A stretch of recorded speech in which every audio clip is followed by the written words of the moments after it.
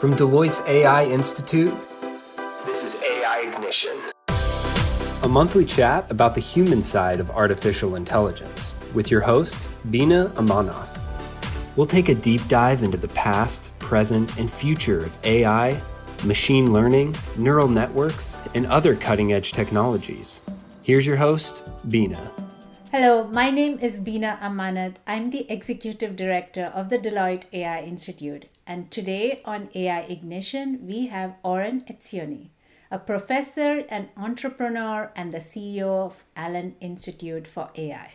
Oren has helped pioneer meta search, online comparison shopping, machine reading, and open information extraction. He was also named Seattle's Geek of the Year in 2013. Welcome to the show, Oren. I am so excited to have you on our AI Ignition show today. How are you doing?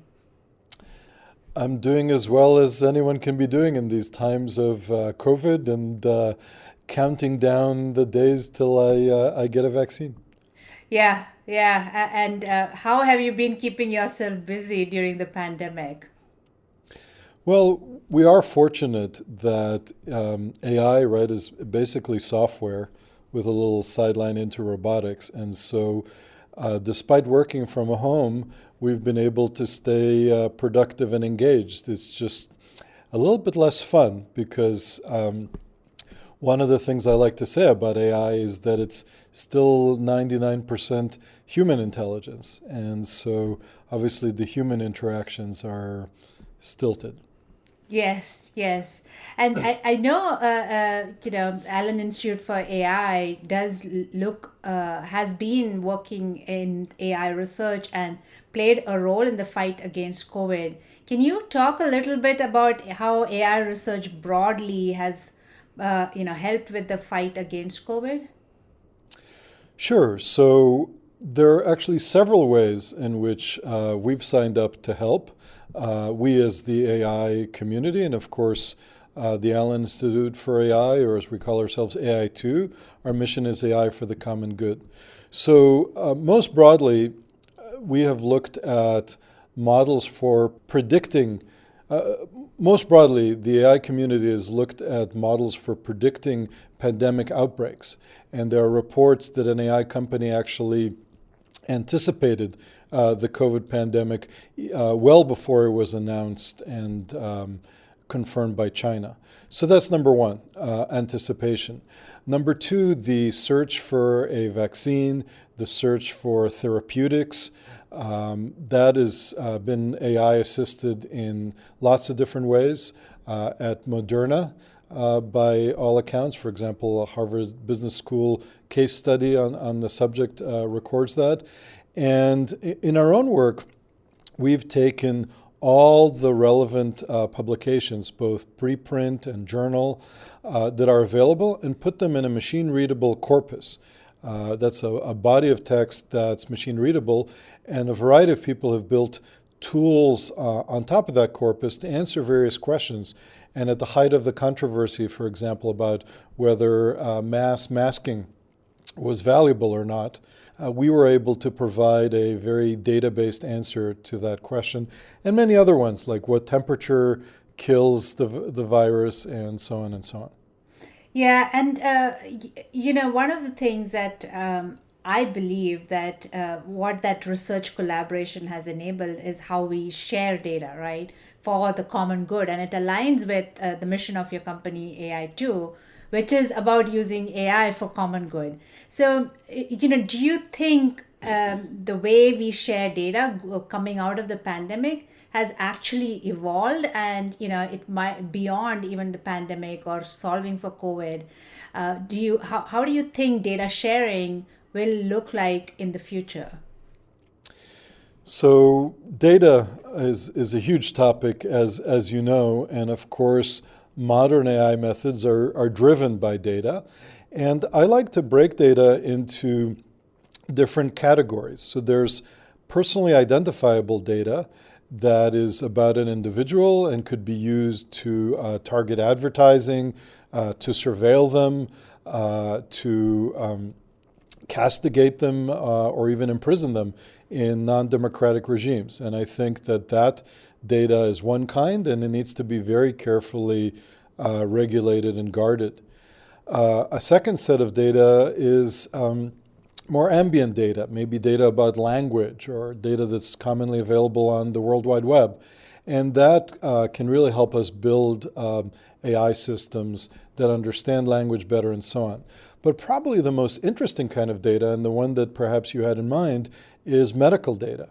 And there it's really tricky, because on the one hand, we really need that data in order to come up with treatments, come up with vaccines, generate insights in the medical sphere. On the other hand, that data is obviously very sensitive. And generally speaking, the solution to that is to anonymize it, to remove identifying information so that we can have access to the data en masse. And modern technology does allow us to do that. The question is regulation, HIPAA compliance and things like that. Is it keeping up with modern methods? Yeah, that's the bane of AI's growth, right? Can regulation and policy keep up with the innovation that's happening? And I know AI too works beyond healthcare as well. Can you share some of the additional projects that AI too is working on that you're most excited about? I would love to. So I eat and breathe AI, but AI too is really my professional home. Again, quickly, we were founded by the late Paul Allen in 2014 as a nonprofit research institute. We've grown to more than 120 people, mostly based in Seattle, but also Irvine, California, and Tel Aviv, Israel. We also have an incubator that's now spawned off quite a few startups and has maybe 100 people in the different companies working there. And we work in two broad areas. One is natural language processing. So any kind of text signal, audio signal, we love to analyze and draw conclusions from, try to understand what's in text, because of course it's quite opaque to the machine. And often it's not just the explicit text, it's what's implied. And so on. And the second area that we work on is computer vision. So there's, again, a lot of questions about the visual signal in images and pictures, in diagrams and videos. And we have a team that is at the cutting edge in analyzing that. We've published hundreds of papers, garnered Best Paper Awards, released open source software. So we are trying to be a force for progress in these arenas. And the last thing I want to point out is that this is a kind of data, text or visual data, but it applies across the board. So if you give me an arena, healthcare, construction, you name it, and I will give you 5 applications of AI in those arenas. So it's really across the board. Yes. Besides what you're doing with AI too, I know you're very plugged into the startup ecosystem as well, having founded a few startups of your own. How, broadly, what are some of the challenges that AI is addressing in the real world that is most exciting for you besides the work you do at AI too? I think that Andrew Ng, formerly of Stanford, said it best. He said AI is the new electricity. And actually, I take a little bit of exception to the electricity metaphor because it suggests that AI is plug and play, right? You just plug something into the wall and AI flows out. That's not quite right. There's a lot of blood, sweat, and tears. But the part that Andrew Ng just absolutely nails is the fact that AI is transformative in the same way that electricity was. So if we take any arena, loan processing, criminal justice, health, cars, you name it, AI is there. I think that there's a tremendous potential to save lives. There's plenty of issues to think about. There's privacy, there's job displacement, and so on, and much has been written about that. But I think not enough has been written and talked about the issue of how AI can save lives in medicine, on our roads. There are 40,000 highway deaths each year in the U.S. alone, and studies suggest that we could cut that by 80 to 90% using AI methods.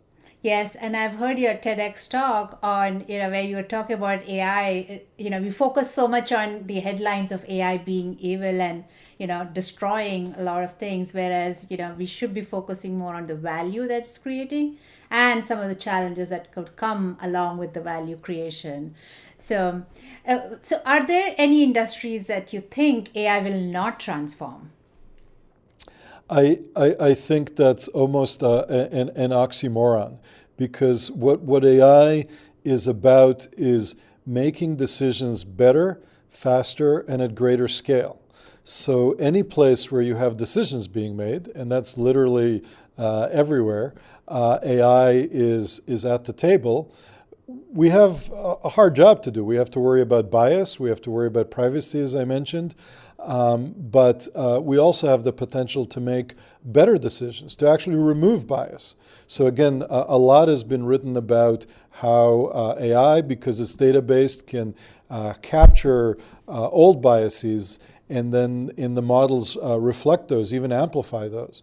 But let's also remember that people are highly biased, and we can actually use AI to counteract bias, both cognitive bias that leads people to make mistakes. For example, it's been documented that doctors, and they're exhausted and overworked, aren't necessarily good at the probabilistic calculations that might drive a key diagnostic or treatment decision.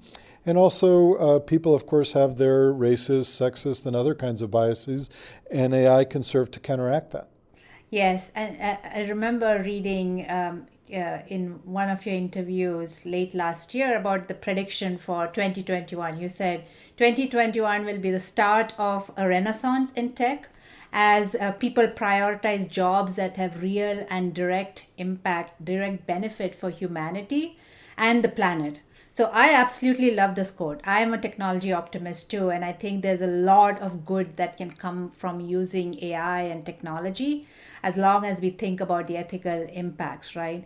And I've spent a lot of time thinking about the impact of technology beyond just the value creation. So one of the things that I've been focusing on, on the ethical impacts and how do you solve for it? How do you get beyond the philosophical discussions to actually solving for it in the real world, in large enterprises, even beyond big tech, right? In enterprises where AI is being used, whether it's to make a loan processing decision or to predict when a machine might fail, which is on the field. So my question to you is, what are some of the tangible signs that you've seen that makes you so optimistic that we will see significant improvement in ethical considerations in companies that are using AI today? What are some of the positive progress that you've seen in this space? Well, first of all, the focus on the issues of ethics is unprecedented. So if you look at academic AI and just search for ethics in the conference paper titles, there's an enormous amount of that. There's a whole conference that's been founded that focuses on fairness, accountability, and transparency. Secondly, in my conversations with members of Congress and their staffs, this is an issue that often comes up. So the awareness that we have ethical responsibility here has always been part of technology and software. There's a almost ancient organization called Computer Professionals for Social Responsibility. But with AI, because of the prominent role it plays and because of autonomy that it can potentially embody, I think there's a very strong awareness. That's number one. Number two, there are a set of technical problems that come up. It's not just philosophy and vague talk. And we are actually making progress on these problems. So for example, the first set of techniques that we built to support decision making did make gross errors, did amplify bias. Now we've learned how to counterbalance that and impose more constraints on the behavior. I still think, though, actually, particularly if we think about AI in the military, and there's definitely an AI arms race going on right now, the notion of autonomous weapons. So again, there's a difference, an important distinction I would draw between intelligent systems and autonomous systems. Intelligent systems are ones that use advanced algorithms to come up with hopefully better decisions. Autonomous systems are ones that make that on their own, make those decisions on their own. And those are quickly, those aspects, intelligent and autonomous, are sometimes conflated because we're both. We're intelligent and autonomous, but they really need to be separated. So intelligent weapons should result in less loss of life, in more targeted behavior.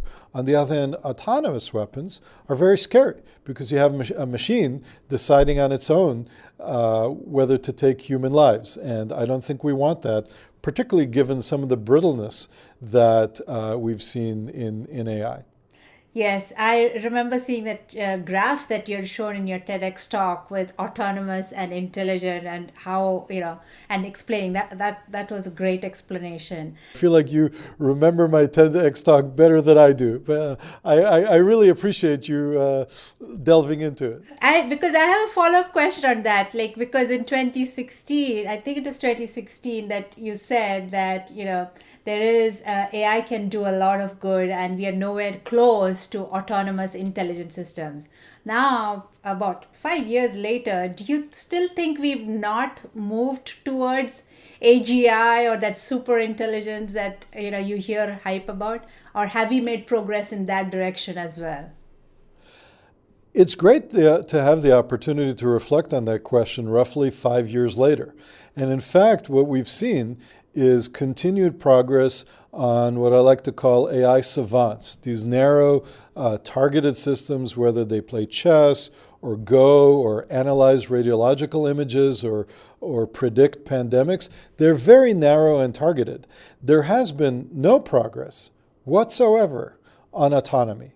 So show me an autonomous AI system. Show me an AI system that can cross the street. Show me an AI system that can formulate its own problems the way that we do.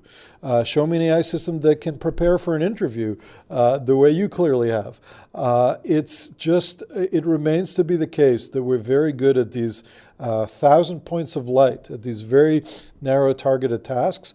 But we really struggle to build general intelligence, and autonomy in a broad sense is very far afield. So, Oren, I have listened to your TED Talk, and I always like to look back and, kind of see, has your thoughts evolved? Have your thoughts, how you thought about it at that time changed? Because we hear so much about the progress. I also give the example of, we are very much in the artificial narrow intelligence phase, where you can solve very well-defined, specific, narrow problem, but it's not as catchy a headline. So most of what you see in the media is on the artificial super intelligence, which is where AI is taking over the world and replacing all of us, right? So, which is so true.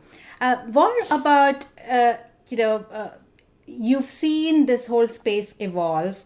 You've studied it for a long time. And AI has replaced some jobs, but it has also created new jobs and new roles. Have any of the new jobs that were created were a surprise to you compared to when 10 years or 20 years ago? Did you anticipate some of these new jobs coming up in the future? Well, I do think that job displacement is a complex issue. Let's first of all start with the broad context, which is computer technology and digitization does cause increased efficiency, but job loss. I think that that's actually completely independent of AI. I like to say that email has cost us more jobs than AI has. But if we look to the future, particularly in industries like retail, where Amazon is opening automated stores, and transportation, where autonomous vehicles are still far off in the future, but they are coming, and the trucking industry, for example, Uber and Lyft driving, right? These are very vulnerable jobs for millions of people. I don't think it's realistic that all these jobs are going to be replaced by AI created jobs. The AI created jobs can actually be better. They can be better paying if you understand AI, if you can use it as a partner. But we do really need to think about the millions of people, and they're some of the most vulnerable, who will experience job displacement. I saw a headline a while back that talked about coal miners to data miners, right? The idea that people will be retrained. And we should invest more in retraining, but we can't expect all of our coal miners and all of our Uber and Lyft drivers to become data miners and so on. I want to touch on the point of what's new most recently in AI, and that also implies a whole new class of jobs and a whole new class of capabilities. So one of the things that's really emerged in the last couple of years is generative AI techniques. And generative is a technical term, but kind of like it sounds, it's not just AI saying yes or no, good loan, bad loan, this email message is spam, not spam, right? Categorization decisions, but also generating information. And so maybe, I'm sure you've heard of GPT-3, and what we're seeing there is the ability to generate documents, generate emails, even generate pictures. And artworks and music and even videos. And so this automatic generation capability of AI is remarkably human-like, which both opens tremendous challenges. We have to worry about AI forgery, but also tremendous opportunities. AI can help us author things for the first time, can help us scale the creation process, can change customer service. To be much more responsive and immediate. So there's a ton of potential around generative AI techniques. Yes. Has there been any job that or role that you saw come up recently that caught you by surprise and you're like, I never thought there would be a job like this?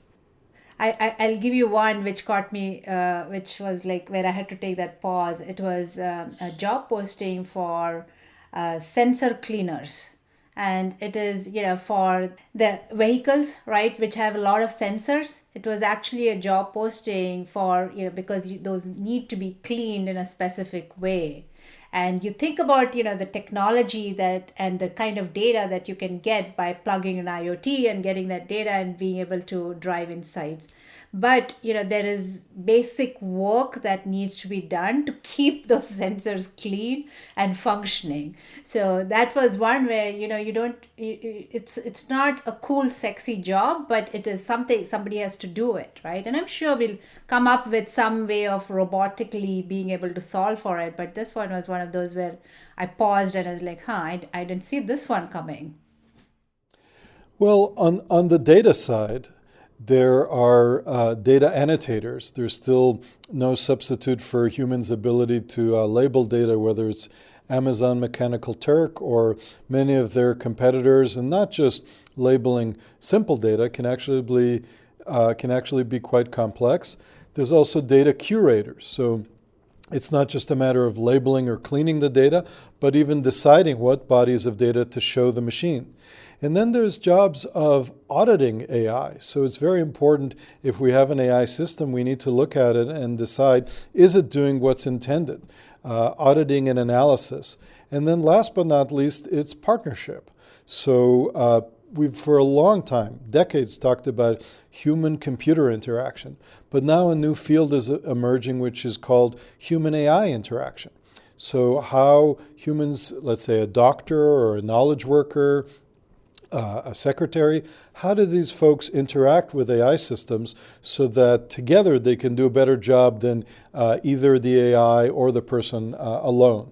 So it's new jobs, but it's also new tasks and new capabilities and new activities within existing jobs. Yes, absolutely. It's new jobs, job descriptions that is about driving more of how do humans and machines or humans and AI work most effectively to make progress together. I love it. Recently, I had a medical issue and they told me I needed surgery. I'm very thankful that I didn't end up having to have it, but they explained to me that the surgery was going to be performed by a doctor and some robots. So robot-assisted surgery is very common today, and it results in better outcomes. And particularly, the robot isn't making the decision, should you have the surgery or what kind of surgical procedure to have. But when it comes for stitching and various other low-level activities, the robot sure has a steady hand. Let me ask you this, how did you feel about it as a patient, that it would not be it will be a human, but there will also be a robot involved in the surgery? How did you feel as a patient? Actually, I felt great because, as I understood it, there was a perfect division of labor. I would not want a computer to just make a decision about what they need to do. But when it comes down to something that requires a steady hand, complete accuracy, I want a system that's infinitely patient, that doesn't get exhausted, that frankly doesn't make mistakes when it comes to rote tasks. And stitching, moving something inside my body 1 millimeter, that's exactly a job for a robot. Yeah, so true, so true. We work with across different clients across different industries and sectors, and we've seen companies that are very early in their AI journey and companies that are more advanced in their AI journey. And I'm sure you see the same with AI too. What suggestions or what advice, guidance would you have for CEOs and board members of companies that are still very early in their AI journey, where they've just started thinking, doing their first few POCs and put out their first AI project into production? What's your advice to companies who are just beginning their AI journey? What should they focus on? What should they be thinking about? Well, the first thing to realize is that this is a long-term major investment. So you can't just, wave a magic wand, flip a light switch, plug something into the wall, and boom, you have AI flowing. I would say that it's an iterative process and one needs to have patience and investment. The second thing is the notion that we're going to use AI is, of course, no substitute for clear business thinking. So questions like, what's the return on investment? And when will this be ready? What exactly is the problem being solved here? Where are we going to get our data from? All those sorts of basic conceptual questions and framing questions have to be answered and have to be answered by humans, right? The AI is not going to do it for you. So I think that there is a lot of potential here, but at the same time, AI is not a panacea, nor is it an easy journey. Yes. What about the companies who are farther ahead in their AI journey? They may have AI being used in almost all their functions and their core products. They are well ahead in their journey. What would your advice be for those companies? First of all, I would say congratulations, right? You're ahead of the curve. And then I would say, how do you continue to build that sustainable advantage with, of course, companies like Google, Amazon, Microsoft, and others moving so quickly? So I would say in a fast-moving field, if you have that AI capability, focus on what's a sustainable edge and what allows you to remain ahead of the competition. And of course, two huge components of that are A, data. So proprietary data can be a tremendous advantage, and B, talent. And that's talent both within the company, but even more broadly. I would love to see CEO support for improving AI education in this country, improving AI immigration. Yes, yes. So, Oren, there is one way I use to describe this, and I would love to get your thoughts on, where we are with AI in terms of the industry and applications, right? There is a core AI research that is still happening because the technology is not fully mature, right? We are still discovering new ways that AI, the next wave of deep learning or quantum, there is continuously that core technology is evolving. Then there is the second stream, which is the applications of the technology, which is what we just spoke about, right? Taking a technology that's still developing and applying it in finance, in HR, and in industries like agriculture and education, right? The applications of technology, that's the second stream that's also still evolving. And then the third stream is the consequences of using that technology beyond the value creation. The second stream is very focused on creating value of the technology. And the third stream is, what are the ethical implications? What kind of regulations need to be put in place? Are there health impacts, right? The consequences of using the technology. So there's three parallel streams. And if you think about it, the first one is very around academia and research groups. The second one is out there within industries and companies. And the third one is, you need regulators, but you also need these two other cohorts to come together to solve for the third one. You straddle very well between academia, research, and also with the industry and also with regulators. What do you think will help us move forward in an ethical, responsible way because of all these three streams that's still growing? What's the best way for us to move forward? How do we bring these cohorts together to have these conversations about not only value creation, but the other implications of using technology in the real world? So I think that the taxonomy you described with core research, application, and analysis of consequence is really excellent. The thing that I would add is it's important to have the feedback loops so that the people doing the applications talk to the people doing the research and bring up problems. For example, brittleness, corner cases. How do we deal with that? How do we generate explanations of the program's behavior in the real world? Likewise, the people concerned with consequences like privacy and a bias and so on need to be talking to people in these earlier cohorts, earlier streams, so that we can do a better job designing the algorithms, designing the applications. I would say that's number one. Number two, I think it's really important while we want to think about this globally and across all these different arenas, to realize that what happens in medicine, what happens with toys, what happens with cars, these are all different places where AI is being applied, is very different. Yes, no, you're absolutely right. And, I think that's why I'm so hopeful for 2021 on discussions of ethics. Like, we've moved beyond just those headline and broad blanket statements about, we need to solve for bias to, what does bias look like for this specific industry versus what does it look like for another industry, right? For example, bias is super important if you are in the retail world, or healthcare. But bias is not as important when you are thinking about predicting a machine failure in a manufacturing plant. The ethical implications for those are much more different. So getting to that nuanced discussion is the next step before we do blanket level regulations, right? We need to be able to look even within an industry. It also depends on the use case where you're using the AI solution. The implications are going to be very different, and the regulations, policies, the guidelines should be different based on where and how you're using AI, as opposed to, having these broad challenges. But I do think there is progress happening, and I'm hopeful, just like you, that 2021 is where we'll actually make progress on solving for ethics, as opposed to, we've talked a lot. So getting to that level. Oren, this has been a great discussion. I've really enjoyed our conversation today.